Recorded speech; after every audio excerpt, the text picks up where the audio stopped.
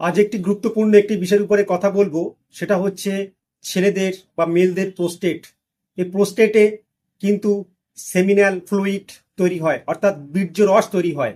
অনেক সময় দেখা যায় বিভিন্ন কারণে ছবি করতে গেলে, বিশেষ করে তলপেটের ছবি, লোয়ার অ্যাবডোমেন ছবি করতে গেলে, বিশেষ করে পুরুষদের সেখানে লেখা থাকে প্রোস্টেটের জায়গায় enlargement of prostate, BPH, benign prostate hyperplasia.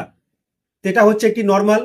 অনেক সময় বয়স হলে কিন্তু প্রোস্টেটটা ফুলে যেতে পারে বা তার আকার আকৃতির পরিবর্তন ঘটে, বড় হয়ে যেতে পারে, এনলার্জমেন্ট হয়।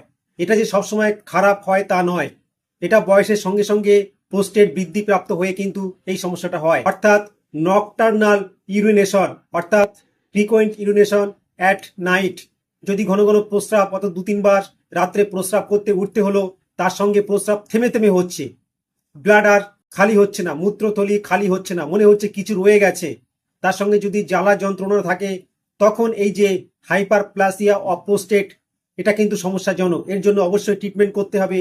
যে সমস্ত মেডিসিন দেওয়া হয় সেটা কিন্তু প্রোস্টেটটাকে ছোট করে, এবং যে ইউরেথ্রা বা মূত্রনালী আছে সেটার উপরে যে প্রেসার ক্রিয়েট করছিল সেই প্রেসারটা আলগা হয়ে যায় এবং সহজে প্রস্রাব হয়। তাহলে এটা অবশ্যই অত ভয়ের নয়।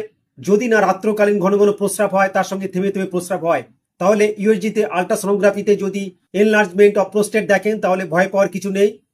অবশ্যই একজন ইউরোলজিস্টের পরামর্শ নেবেন। ধন্যবাদ।